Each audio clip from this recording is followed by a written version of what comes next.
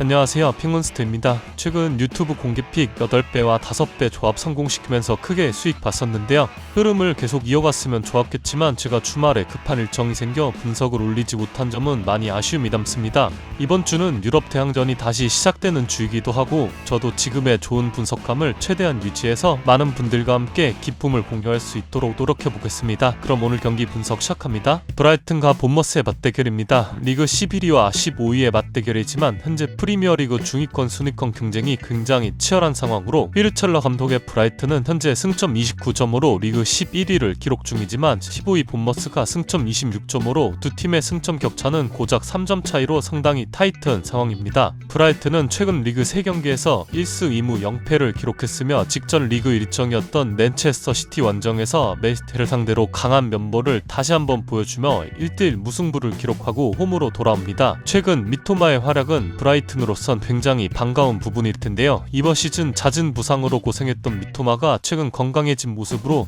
공격에서 상당한 영향력을 보여주고 있습니다. 이라올라 감독의 본머스는 지난 시즌 리그 9위로 뛰어난 성적을 기록했으나 이번 시즌 리그 15위로 꽤나 아쉬운 흐름인데요. 물론 상위권 팀들과 승점 격차가 크지는 않기 때문에 본머스로선 충분히 힘을 더 내볼 수 있는 상황입니다. 두 팀 모두 리그 상위권 수준의 강도 높은 압박과 빠른 템포의 공격을 선호하는 팀들이기 때문에 상당히 활력 넘치는 경기 양상이 예상이 되는데요. 이런 매치업에선 어느 팀이 세컨볼 상황에서 더 높은 집중력을 보여줄 수 있을지가 관건이며 또 공격 자원들의 최근 폼, 그중 소위 얘기하는 플레이메이커 유형의 선수들의 퀄리티와 폼이 상당히 중요하다고 할 수 있습니다. 브라이튼은 미토마가 앞서 말했듯 부상에서 복귀한 이후 좋은 폼을 보여주고 있지만 팀 내 압도적인 기회 창출 1위인 양쿠바민테가 부상에서 복귀한 지 얼마 되지 않아 100% 핏이 아니라는 점과 중원에서 많은 활동량으로 세컨볼 싸움에도 도움을 줄 수 있는 카를로스 발레바가 카메룬이 8강에서 탈락하면서 팀에 복귀하긴 했으나 체력적인 관리가 필요한 상황이라는 점이죠. 물론 본머스도 상황이 쉽지가 않습니다. 우선 시즌 중에 리그 10골로 팀 내 최다 득점자이자 에이스 앙투안 세메뇨가 이탈했기에 세메뇨가 본머스의 공격에서 보여줬던 영향력을 생각해본다면 타격이 상당히 클 수밖에 없습니다. 또한 리그 6경기에서 무려 16실점을 기록하며 수비가 불안한 상황에서 공격력 저하는